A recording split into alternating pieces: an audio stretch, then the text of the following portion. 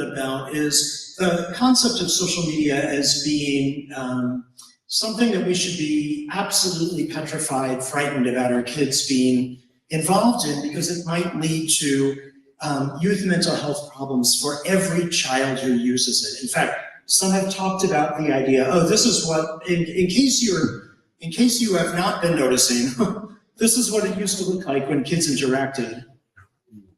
And this is what it looks like now. And this is kind of where we're becoming very interested in how this is changing the entire social development, the context that kids really grow up in now. How might that be playing a role? But the point that I was just making was that while there are things that we should be looking out for and really thinking about, it would probably be an overreach to say that social media is the single and sole cause of the entire youth mental health crisis. In fact, some of those arguments have been made because it seems like some of the increase in symptoms, and these are data from the CDC, epidemiological data that look at the rates across the entire United States for high school students. And it seems like some of the escalations and things like sadness or suicidality might have been timed somewhat around starting when Facebook was first introduced. But actually, if you take a deeper look at that data, you can see that other areas of distress that we know kids are talking about a lot online, things like body shape related conversations, substance use, we're not seeing increases across the board in all of those things. And of course, just because two things happen at the same time doesn't mean that one caused the other. So it's important to know that I'm not coming here today to tell you that social media is the problem underlying anything and everything that might be happening with kids today. In fact, if you talk with kids about why it is they think there's a youth mental health crisis and what's led to their distress, they talk about recent stressors, which is what we've known in the literature for a long time. Kids who are really stressed out are more likely to experience symptoms, and these are the stressors that they're reporting are most concerning to them. But another thing that I do think is important to talk about is that the dialogue on social media has often occurred in a way that makes it sound like all people who are using social media might have the same kinds of experiences and reactions. And I do think it is important to talk a little bit about why adolescence is a unique period, and maybe a period where we have to be thinking about social media as working a little bit differently. And to do so, I just want to talk about the adolescent brain in a quick way that might be review for some. Basically, we all know that kids are going through a pubertal development change. We start to see signs of that on the external body. We start to see those signals around 12, 13, maybe 14. We can really tell that puberty is well underway. It's actually about 2 years before that the brain has already started to go through the pubertal transition. So around 10 or 11. And the first signs of that are kids' propensity to roll their eyes at their parents. So the reason why that's happening is because the brain has started to develop one region at a time. It tends to develop from the back to the front over the years, and from the subcortical parts, those are the parts we share with other mammals, to the cortical parts that make us really uniquely human and sit kind of on top of the rest. Well, that eye rolling is coming from a lot of receptors for oxytocin and dopamine. And if you haven't heard of those, oxytocin makes folks really interested in social bonding with their peers in particular. Even adolescent mice are interested only in hanging out with other adolescent mice during their pubertal development and not adult mice. So it's very normal and natural for that desire to bond with peers. Dopamine makes it feel really good when you're getting any kind of attention, power, visibility, influence among peers. So everyone applauding or nodding or smiling at you. And now in an online environment, we're really talking about likes or followers. Those have a major effect on the dopamine response. So that's starting first. Around 10 or 11, kids can talk about nothing other than who sits at what table and who's popular and what are the different levels of popularity and who's friends with whom and how much attention might they be getting, because they're biologically primed to do so.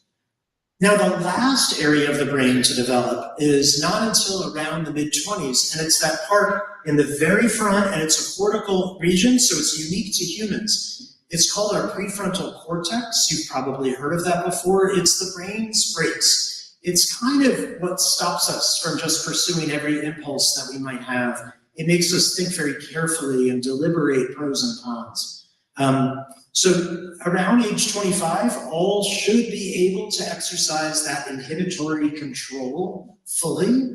You may know someone or work with someone who doesn't seem to fully be able to do that still, right? But for adolescents, it is the case that it's just going to be pretty hard because their brain hasn't fully matured to have that capability.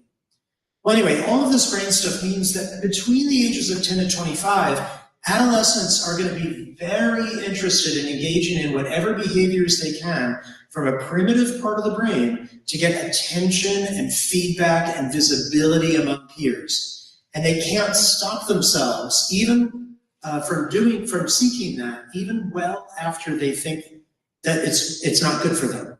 And again, this is happening at a level in the brain where it's just almost an instinct, a habit, a craving to do this. It's not that there can logically be talked out of it. The third thing that I want to talk a little bit about before telling you about some results is the concept of social media as being either all good or all bad, right? And a lot of lawmakers and folks right now are talking about, like, should we outlaw social media until kids reach their early 40s? Or should we, shut down social media companies completely? And that's a little bit tricky because social media is actually many different things. In fact, your experience with social media today might be different than the experience you had yesterday or tomorrow. And it's definitely different than the person sitting next to you. The reason why is because social media is probably at least 3 different things that collectively we call social media. One of them is the content that's on social media. So what it is exactly that you're seeing or reading or being directed to. And some of that is content that's been generated by kids themselves. And some of it, of course, is something that others have generated and they're looking at it. We've had lots and lots of research on the effects of content that we see in TV and movies and the effects on kids. And I'll talk about that a little bit. But what's really important here is that unlike TV and the movies, the content exists within a framework. It has a like button attached to it and a number of likes that content has received. Each of those people who have given likes have a follower count, and which might give you a sense of what they're like, whether you're similar to them, and whether they have a lot of power and influence themselves. Then there's notifications that's kind of telling you there's content. Go look at it. We think it's important. There's direct messaging. There's an endless scroll. The content, none of that occurs, right, in TV or in the movies. This is stuff that changes how we process the content. A really interesting study was done where they showed kids while they were in an fMRI scanner, they showed them an Instagram-like profile, and they let them see pictures of things that were illegal, dangerous, immoral, things that would be very risky. And what happened was that there was activation within the brain's prefrontal cortex. That's great, parenting works. There's something that's telling kids, gee, I should react to this with breaks, with some inhibition. But then they showed those exact same pictures, and all they did was show that the picture had gotten a number of likes. The prefrontal cortex shut down when that happened. So it is the case that content in the context of some of these other features that are built into the platforms is changing how our brain responds to that content. Okay, the third piece is artificial intelligence. It's relatively new on the block, but as you know, artificial intelligence is suddenly taking a job that we have never outsourced in the history of our species before. It's making some social decisions for us as a convenience. Here's who we think you should be friends with. Here's the order in which we think you should see their posts. Here's a sample sentence that we suggest you say back to them. Here's content you didn't search for or want, but we're going to put it top of your feed anyway. So that's relatively new, and we're seeing some ways that's playing a role. I'm just going to quickly say that, we don't think about age as being a great marker of competence and readiness for social media. There are probably some 12-year-olds who have way more skills and readiness and knowledge of how the internet works than there might be some 22-year-olds. So we really do want to think about how each family and each child might make a decision that fits their own situation. And that puts parents and educators really in the decision-making seat. And I want to just talk briefly about some of the idea that we are collecting data, as are many researchers around the world right now, on these topics. But it would be highly unethical for us to kind of force some kids to do social media 23 hours a day and make sure other kids did none of it and then just see how they grew up over 10 years. That would be a really unethical experiment to do. So we can't make the kinds of causal conclusions that we would in a randomized clinical trial.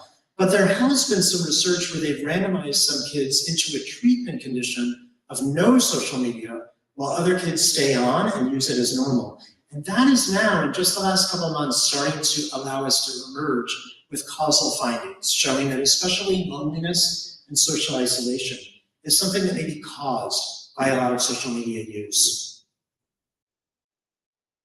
So what I want to do is try and unpack this question of social media as being good or bad and whether your child should use it, yes or no, into something a little bit more nuanced and complex. Because the way that we think about this is, for which circumstances might there be some children who might have positive benefits coming from particular parts of social media, whereas other parts might introduce some risk?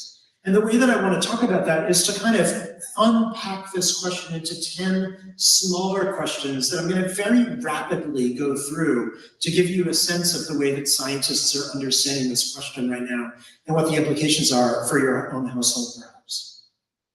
So first, I want to be really clear that social media can and does lead to positive outcomes for kids based on how you're using it. And that seems to be particularly important when you're looking at folks who are experiencing stress and they don't feel that in real life, so in their school, in their community, maybe even in their family, they have someone else who has the same kinds of stressors, or maybe the same kinds of identity. So this could be someone that, based on a ethnicity, racial identity, sexual, gender identity, religious identity, they feel that there are experiences they have that make them want to seek more information, want to have others that can relate to how hard it is to be one of the only people with their identity. And when they go online, though, there's suddenly an opportunity to transcend geography and find maybe many other people who have the same interests or identity and really help them with stress. That's really important. We've actually seen that kids report that they have online-only friendships. These are kids that they know they will never meet in real life, but nevertheless, they have the kind of friendship that still they feel is incredibly important to them. They're very close with these folks, and the presence of that friendship does play a role in buffering the effects of stress, like, let's say, bullying, on later outcomes, such as suicide. Now, it's important to remember that kids don't always know if who they're interacting with online is who they think they're interacting with online. So it is important to try and verify in some way that the person that they're calling their friend and they think is an age mate really is someone who's their age and not a predator. But if that can be verified, that friendship can in fact be very powerful and important for kids.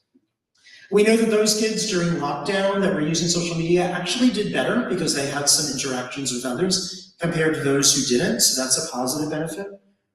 Online, we have more diverse contacts than we have in our offline lives. So of course, that's a really good thing. It does give us the opportunity to connect with folks from anywhere in the world and people who might have similar interests well beyond the confines of our school and neighborhood.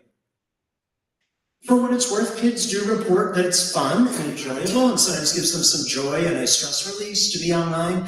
That's okay. We don't let kids do everything that they enjoy for as long as they might want to do it. But it's good to know that, some moderate use might be very helpful for kids.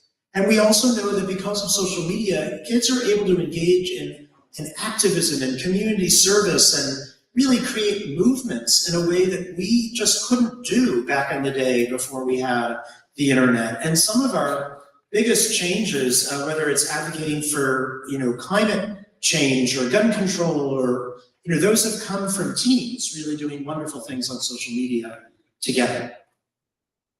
But as I mentioned before, it really depends on how you're using social media. So I frequently say, if someone's spending 4 hours a day, let's say hypothetically, reading the New York Times feed and DMing with their friends about current events, that would be fine compared to even 5 minutes being online and being exposed to dangerous or illegal content. So rather than thinking about the time, we're trying to look at what are some of the ways of using social media that are good or bad.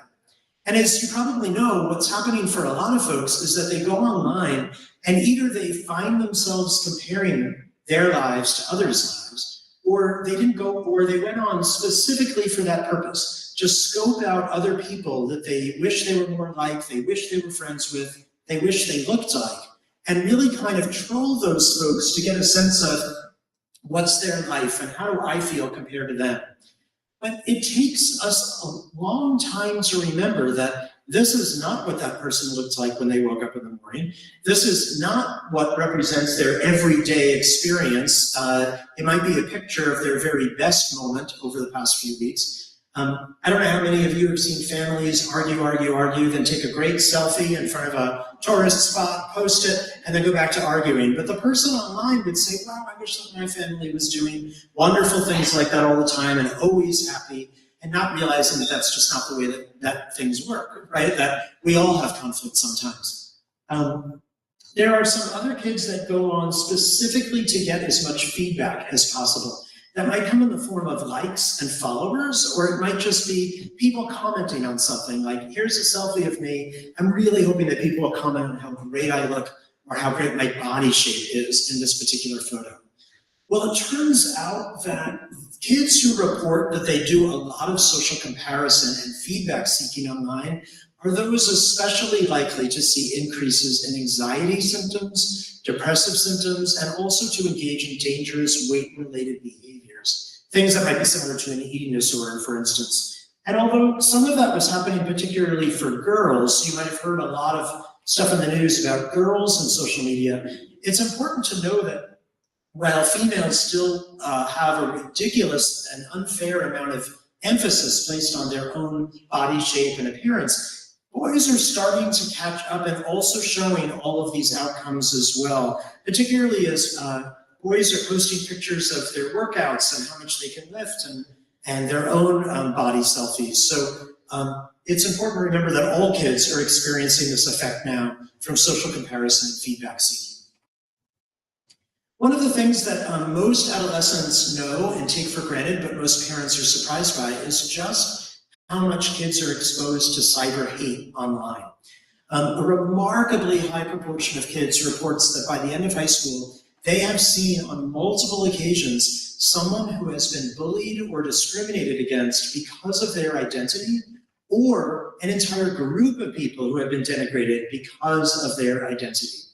Now, what's interesting about this is that there seems to be something about cyber hate online that is adding even more harm to the experience of somebody who might even have that experience happening to them every single day in real life. And the reason why is because what's seeming to happen online is that people have the liberty of posting something anonymously.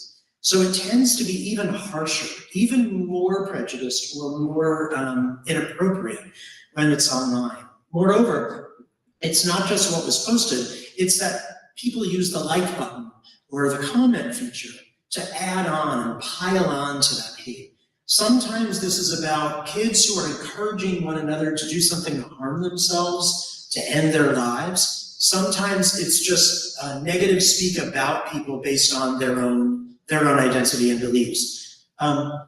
What's also interesting and really unfortunate about this is that this is affecting everyone, not just the kids who are being targeted or who share an identity class with those being denigrated, but there's research that says that bystanders also show increases in anxiety and depression for having witnessed cyber hate, because they probably know someone who's a member of that community or just don't like seeing that people are treating each other this way.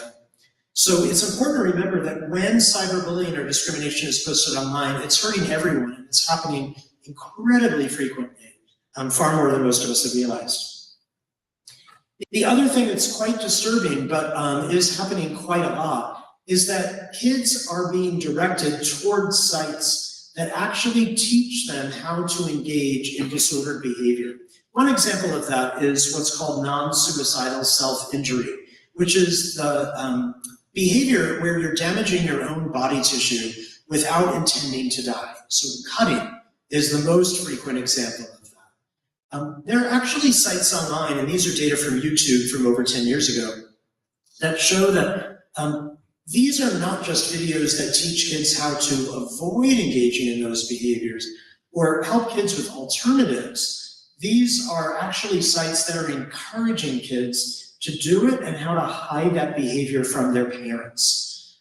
Moreover, these are usually communities with others who are sharing this information or liking this information. And once one is looking at information in that community, there's a pressure to do what the other kids are doing. If you say, actually I decided to stop cutting, kids might say, well, I'm gonna now cyberbully you, or I'm gonna stop following you. So there's kind of a sanction for doing so.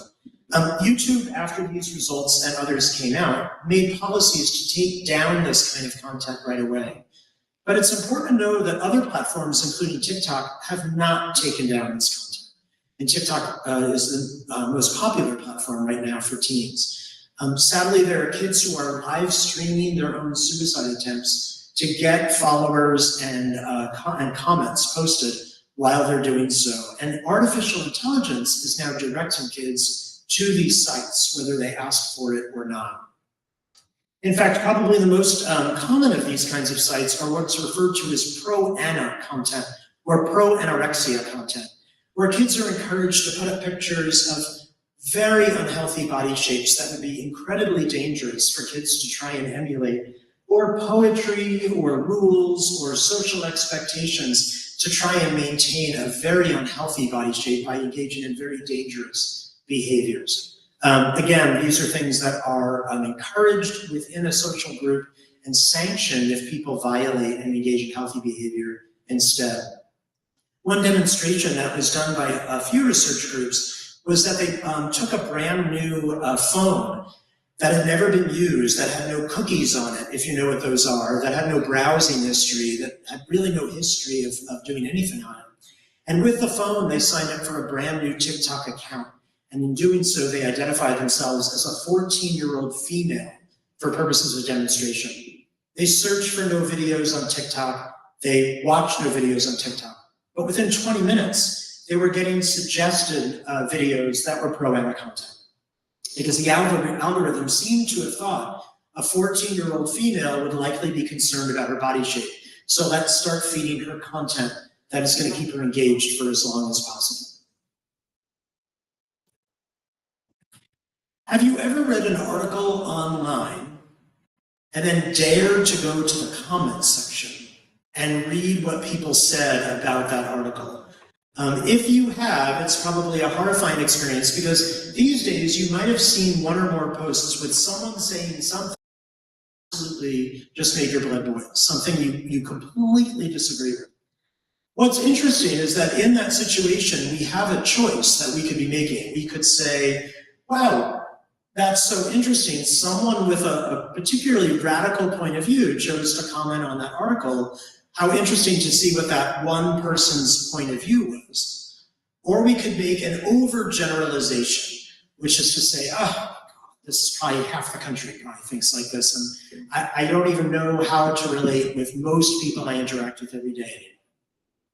This overgeneralization process is totally natural and normal. It's a psychological phenomenon that we all rely on every day to make sense of the tons of information that we have to process and make sense of and move on. But for kids in particular, that overgeneralization process can be especially challenging, because kids are trying to learn and gauge their own behavior based on how much they think their peers might approve of that behavior. That's all coming back to that oxytocin and dopamine again. They're very sensitive and very attuned to, if my peers think it's cool, it maybe is. If my peers think that I'm okay, then maybe I am. So it's really important that this phenomenon be thought of from an adolescent lens. Well, some researchers looked at this specifically by looking at how much on their feeds they were seeing posts related to alcohol use. And these were for 8th graders. Well, some of these posts that were on there had likes attached to them, something that might have talked about it seeming to be cool or fun to use alcohol.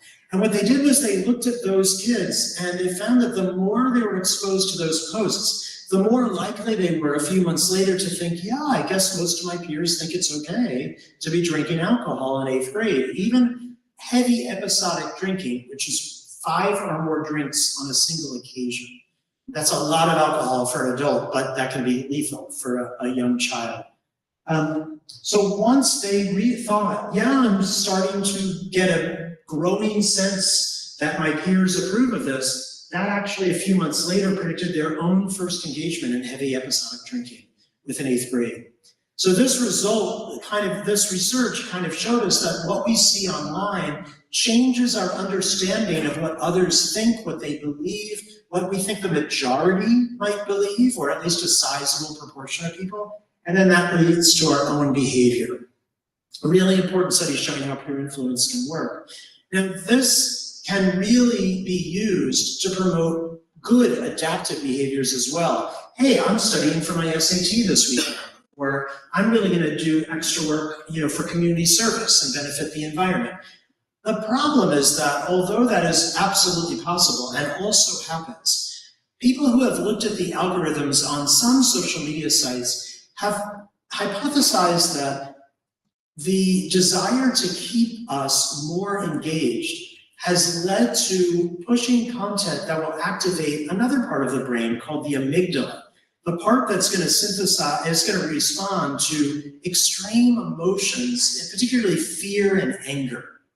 Because the amygdala is located right next to another part of the brain that's part of the brain's motivational network. Basically says, whatever you just saw, go do more of it, or go do less of it, go respond to it. And that part of the brain that's pretty close to the amygdala is going to make you, again, this is beyond your conscious awareness, make you do more and more and more actions in the face of anger and fear. And yes, it is the case that the more you're experiencing anger and fear, the more you're going to keep scrolling. Keep engaging. Maybe you're going to hit forward and send it to others and say, oh my God, did you see this? Without even reading the article, without even getting more information or analyzing the source and making sure that it was authentic. Well, for kids, of course, they might not be looking at the source or thinking about the authenticity. They're just getting angry or afraid about something, and that's leading to more engagement, more engagement, more engagement. And that's, the algorithm is reportedly designed that way because the more engagement, the more data the companies can get on kids. So if you grew up in the 80s, you probably remember that there was a natural beginning and end to your peer interaction every day.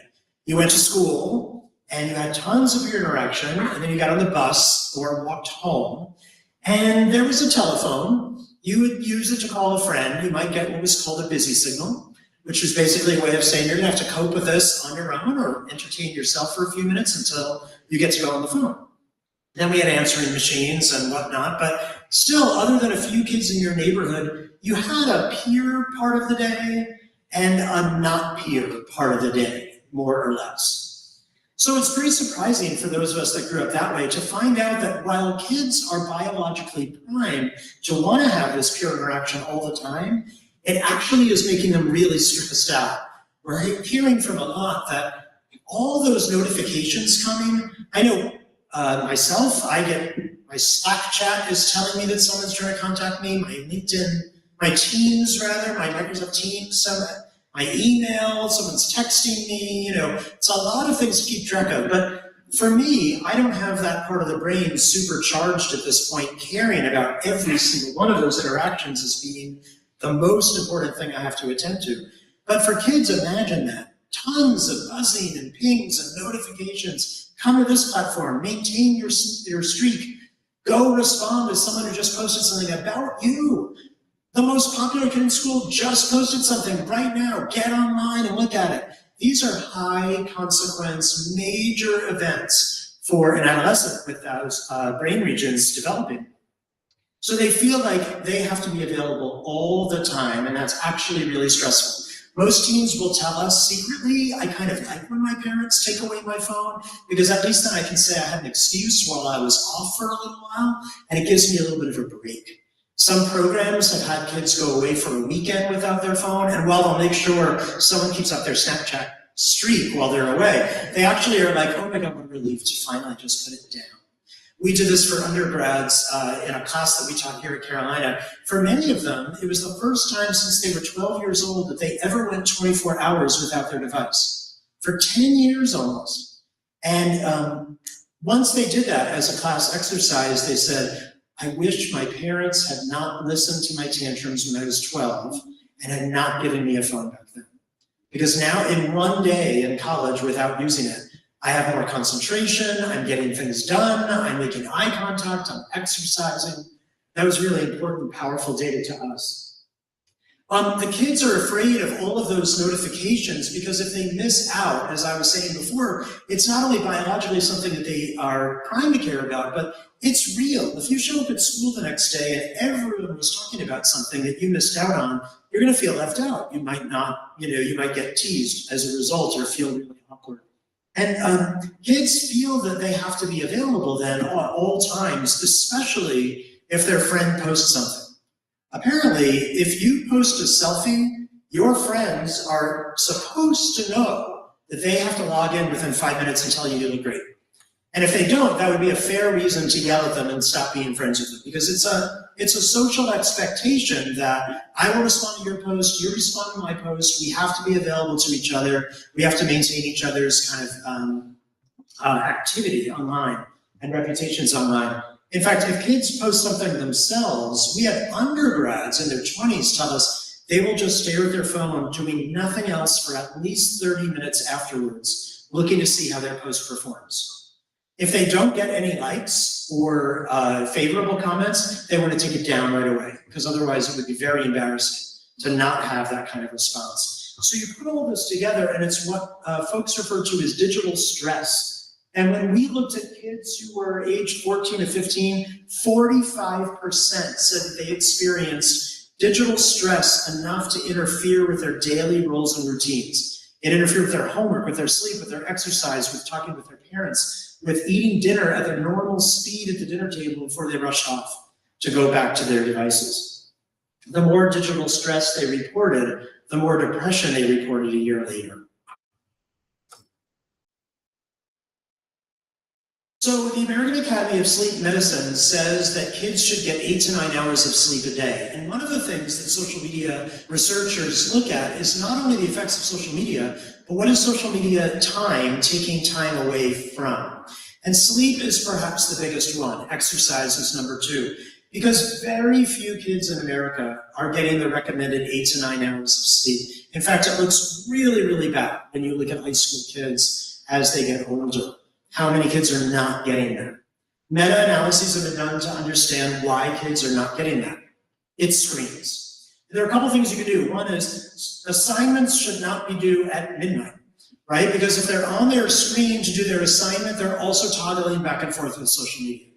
But the other thing is, whether it's an assignment or not, social media is something that they can do for many hours in a row if they have access to their device in their bedroom without any limits. That's really concerning because the sleep is affected in 3 ways. One is, obviously, if your eyes are open looking at a screen and they're not closed asleep. So that's one way. But the second is that the blue light that comes from the screen actually changes the release of melatonin in the brain. And melatonin is what starts our sleepiness and makes us fall asleep. So the blue light is having that effect, which either means that kids are having a hard time falling asleep or the sleep is poor quality. They're not getting all those stages of sleep and dreaming that they need for restorative rest.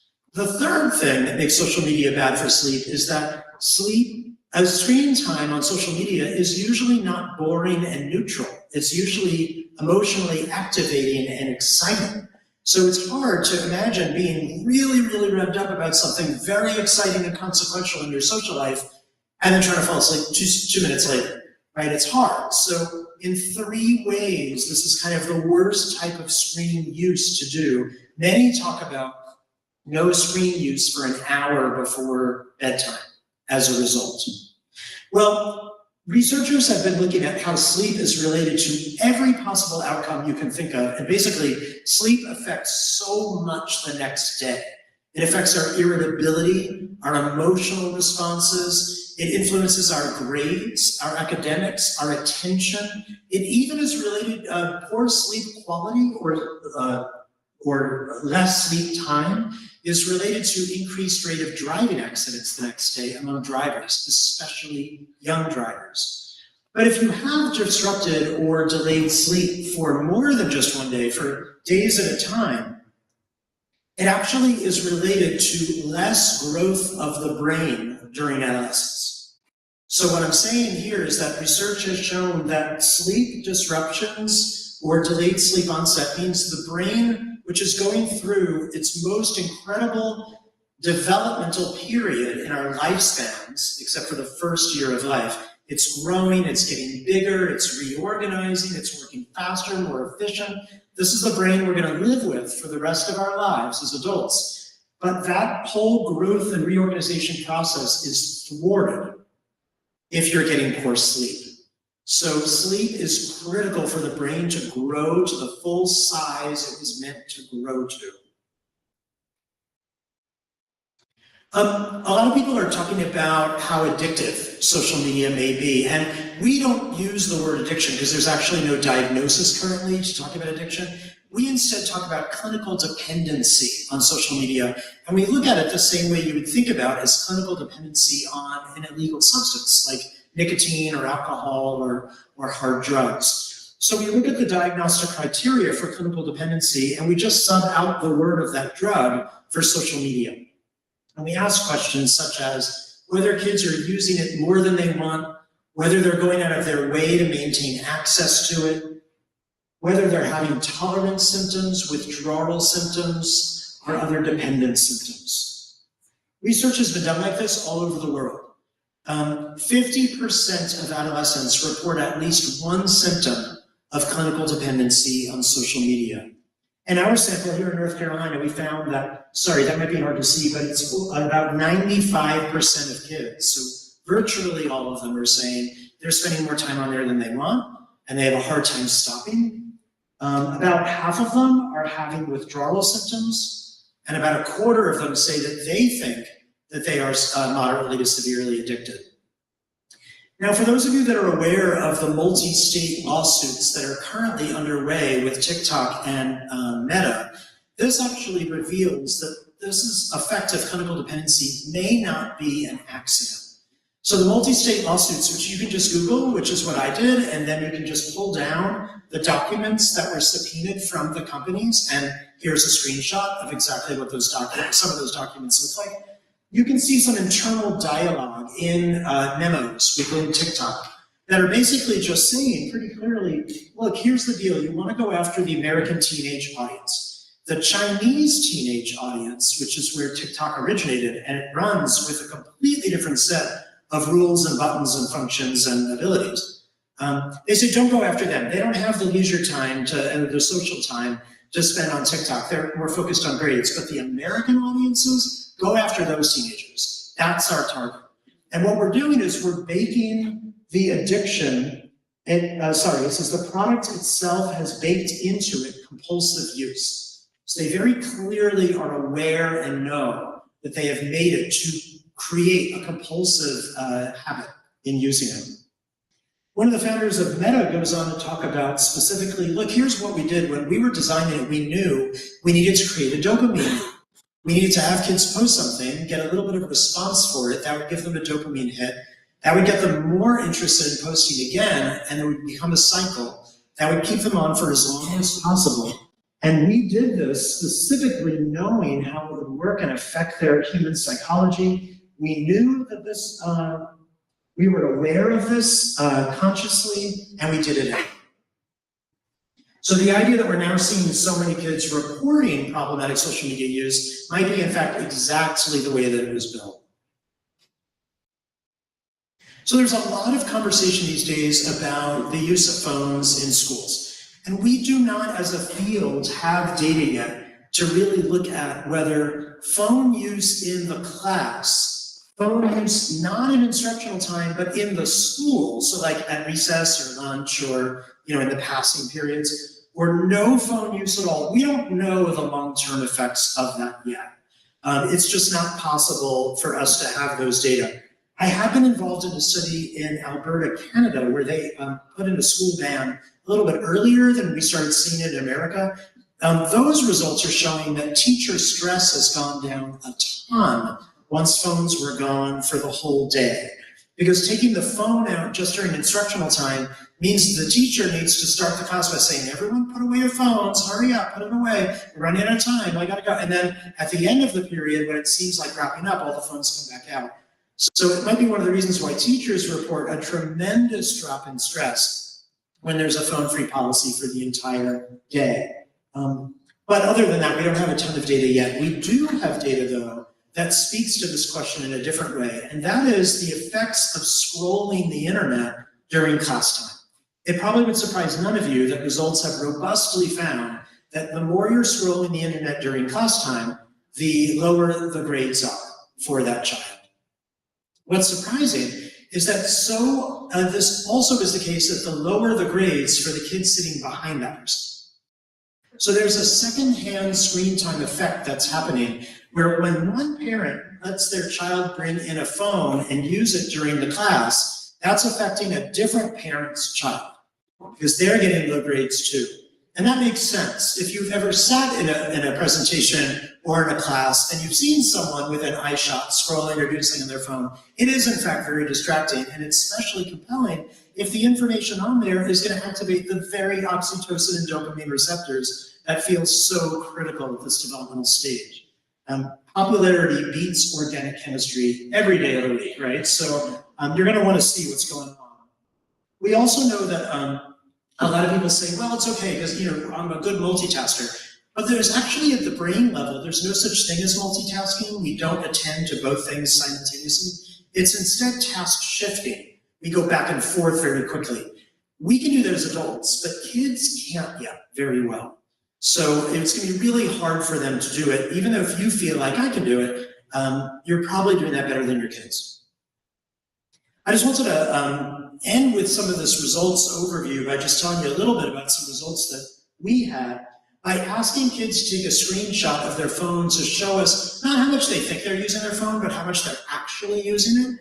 If you're not aware, you have an Apple product, your phone is keeping track of every time you pick it up, what you do when you pick it up, how long you are using each app, and so on and so on. We were able to get a screenshot of 14 consecutive days for North Carolina adolescents who were in 6th grade. You can see those 14 days through these 14 columns. Every little dot is another kid in the study. There were about 200 of them. They were picking up their phones on average 100 times a day, but the range went up to over 400 times a day. No surprise, the apps they were using most every time were TikTok, Instagram, and Snapchat. They were also using their phone for 8.3 hours a day on average, but you can see that that range went up to 16. And if that sounds impossible or crazy, think about the amount of time that they were using it during school, when you were talking to them, at the dinner table, and from the minute dinner ends all the way until 1 or 2 in the morning when they finally fell asleep. And that's how some of these numbers can make sense. So we were able to then ping kids and ask them, we knew exactly when they were on their phones at any given moment. We had Fitbits, we knew when they were asleep, when they were walking, and we were able to interact with them during this research study. And we found that in the minute that they put their phone down, well, there's that dependency again. They were like craving, I need more, I need more, I need more social interaction, I need more people paying attention to me, liking, following, notifying. But at the end of the day, we found that the more they picked up their phone over the day, the more lonely they reported at the end of the day. And that was confusing until we've had adolescents tell us, yeah, we're on there a lot, but we're on with these fake versions of our peers. They're putting forward their best selves. That's why we have Finsta, or fake Instagram, where they put their fake name and they ironically display their real authentic feelings and beliefs and images. but they do it under fake names so it doesn't, kind of mess with their online presence. But finsta is a desire for actual emotionally vulnerable connection with others. Without that, the more online activity, the more they actually feel socially isolated and lonely. So we had this data on these kids in 6th grade, and then we had them use an fMRI. We brought them to campus. We had them go in an fMRI and for a brain scan. And if you've never done that before or seen what that's like, that's just kids who are sitting kind of like an X-ray. It's just very loud, but they're laying there and they're playing computer games that we use to test what they're doing, what they're thinking while we're watching their brain activate.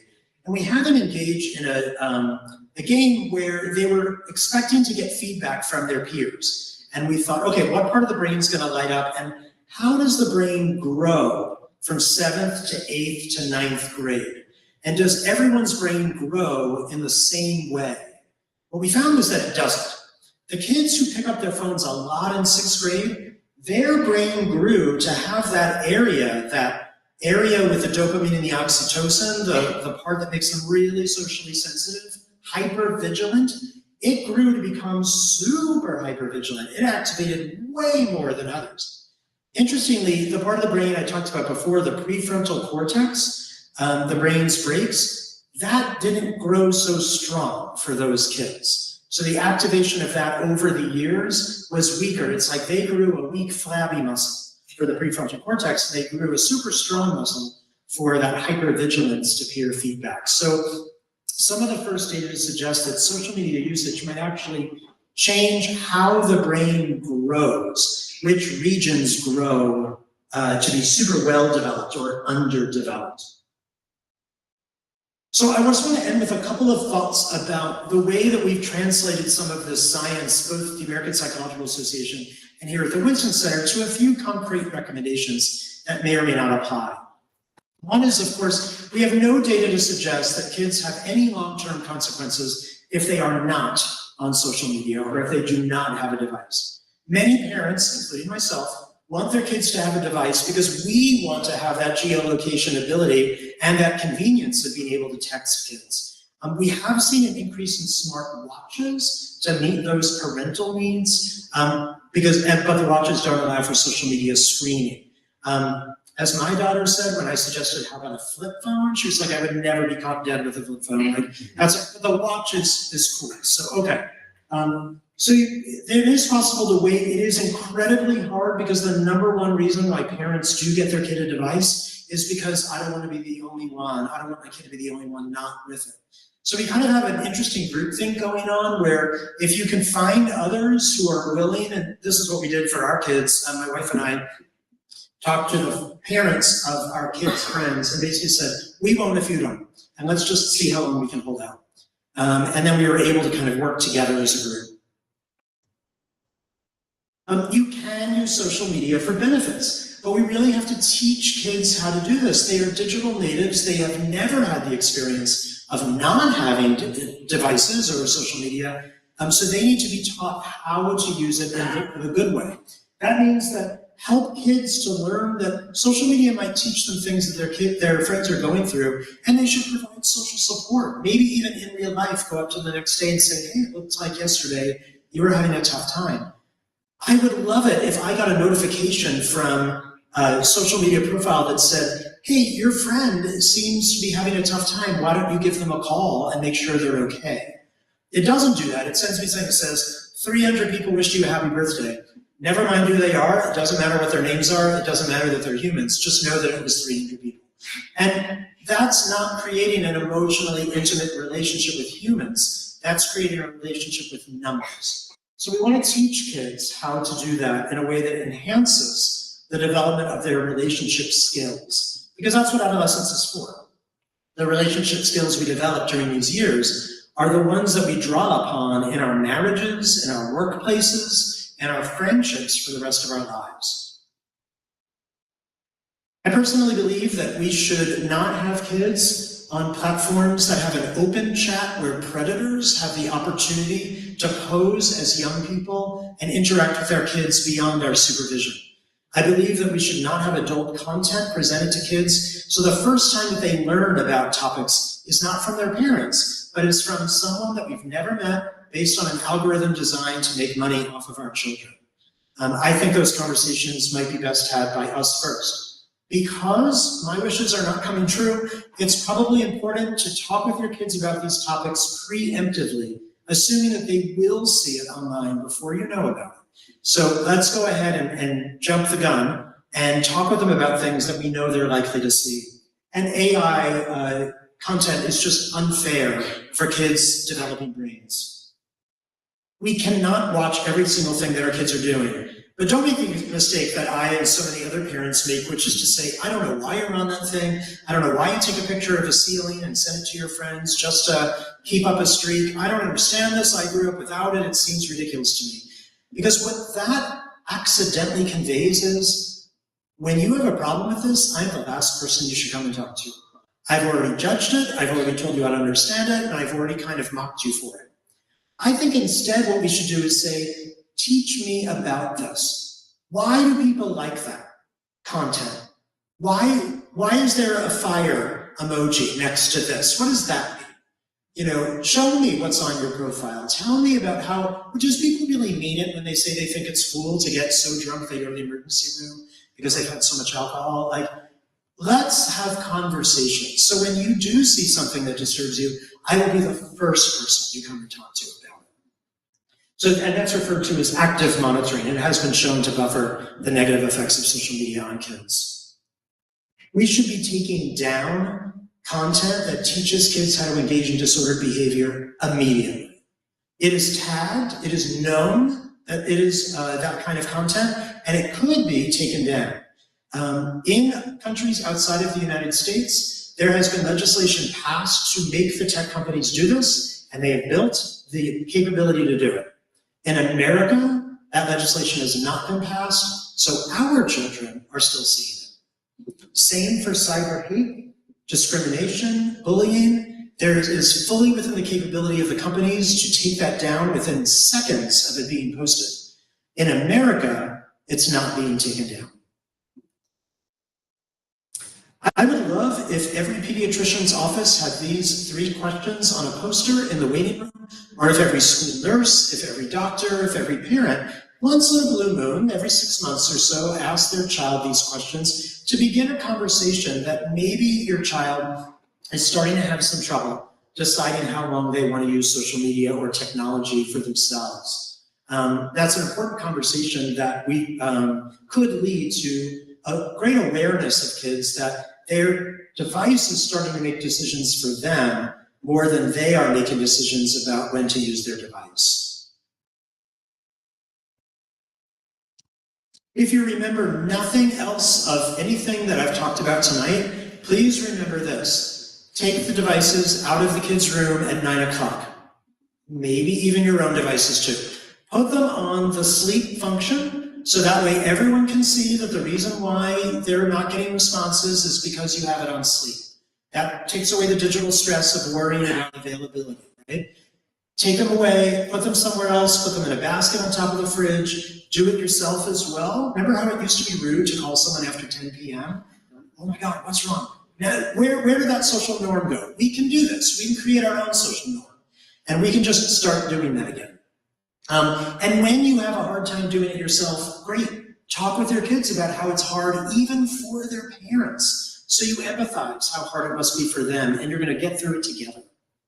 That's great role modeling for them. It's almost impossible for us to not compare ourselves to others, but for the first time, we have to teach kids that our brains that are so perfectly set up to make us believe most of what we see, we now have to question more times than not online. Because what you are seeing is not likely not representative of someone's life. It's not real. It might not even be a human. It might be a bot. So we have to teach kids to question again and again and again until it becomes a habit. I believe that we could be teaching digital media literacy. I think much like we teach kids how to drive before we just hand them the keys, we could be teaching kids how to keep themselves and others safe online. If we were to do so, I could imagine kids as young as 8 on social media if they knew all of these things and how to be safe on there and how to not fall for traps. But unfortunately, that's something that doesn't happen now, so we have kids or even young adults who don't know all of these things. So one of the things that I've been doing is starting to talk more and more to kids themselves, which I did right here, standing right here to all the 9th through 11th graders. And what I said to them, and I also said, I've been saying to schools and middle schools too, around the country, is to start having a conversation about why it is that social media was invented. Most kids know it was invented to make someone money. Very few believe that there were just a few trillionaires who were being really kind to children and decided to make an online playground for them. They know someone's making money off of this. But they don't understand how the money is made. In fact, I've rarely interacted with a kid who gets how that works. So I took a screenshot of the App Store. I went into the Apple App Store, I typed in Instagram, and what you see up there is kind of the logo, how many stars it got, and a download button. But actually, if you scroll down on Apple, and you gotta scroll down quite a bit, you'll get to a section called privacy. Now, I've literally just cut and paste what's right there, available for anyone to see. I've put it right here. And what I show to kids is this is what is being taken from your device when you download the app. Your location, your payment methods, your friends and their contact information, every website that you visited or searched for, and so on and so on and so on. It's right there. I showed this to my kids when they were about 8 and 10, and they said, Dad, can I download this Candy Crush style game? And I said, great, let's find out if it's actually a game. And they said, well, what do you mean? I said, well, some things might be posing as a game in order to get some other data. And they're like, what? People aren't always telling the truth? I was like, no. So I showed them this, and they were like, wait a minute, so it's a game just to get on our machine. But actually, it's tricking us to get other information that has nothing to do with the game. And I said, sadly, that's correct. And once they and other kids are empowered to understand how this works, that can be really, really a conversation changer, for them. It gives them the knowledge to be a smart consumer. Because then they realize, wait a minute, all of this data, what are they doing with the data? They're selling it to others. Ooh, how much of that money do I get? Oh no, bless your heart, you get none of that money. All that money is going to the social media company. And they said, well, wait, I set mine to private. So I have my whole profile set up so that way it's actually private. And I say, no, it's private to the other users of the platform. But the inventors of the platform, they are still getting the data. You can't stop that. The minute you hit consent on that 87 screen, kind of thing that comes up, as soon as you say, okay, you're agreeing to all of this. And that seems to be a way to start empowering kids to make decisions for themselves. And I hope and wonder whether it might have started some conversations, even for your kids, if they were here and heard some of this last week.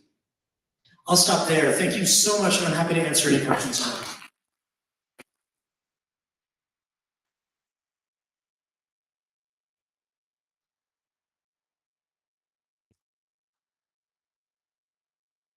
I think there's some mics down here, so if people have a question, you could just come on down and ask them or shout really loud from wherever you're sitting. Yeah.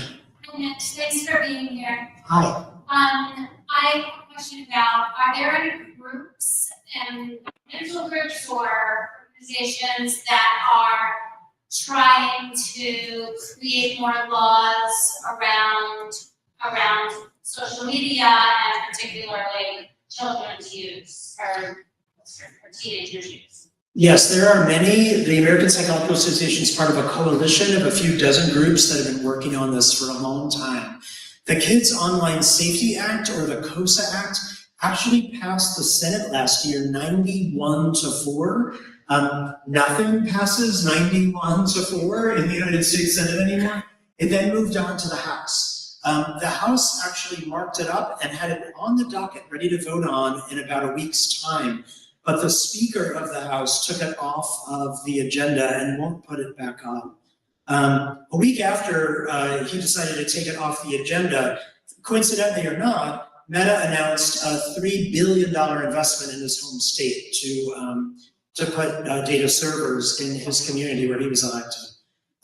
Reach whatever conclusions you wished from that. But it has been an uphill battle. Age-informed design is a different kind of approach that has been passed in the UK, with similar versions in France, the Netherlands, Germany, and more that are adopting that. It's also passed in the state of California, but that hasn't been enough of a tipping point yet to make the companies change what they're doing for all of America. So there's a lot of work to be done. 2 bills were just introduced to the North Carolina State Legislature just a few weeks ago. We are going to be collecting data in 8 schools around the state to help inform that legislation, and we're just a short drive away from Raleigh, so feel free to contact folks and let them know what you would prefer them to pass. With regard to not using your devices before bed, is there any issue with reading ebooks with the blue light filter on before bed?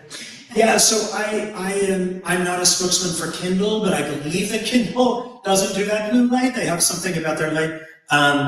But other than that, the blue light can have an effect. Some people are more sensitive to it than others. So I know for me, I fall right asleep, it's fine.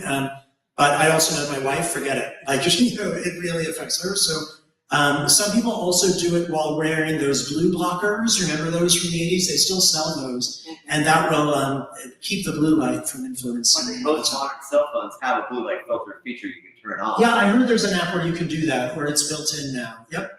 So just the question is whether, reading on your device, which is easier to hold than a physical book, is still problematic. Absolutely. Yeah, I would, if you felt particularly sensitive to that effect on your sleep quality, I would probably use that app. Yeah. Do you need a complete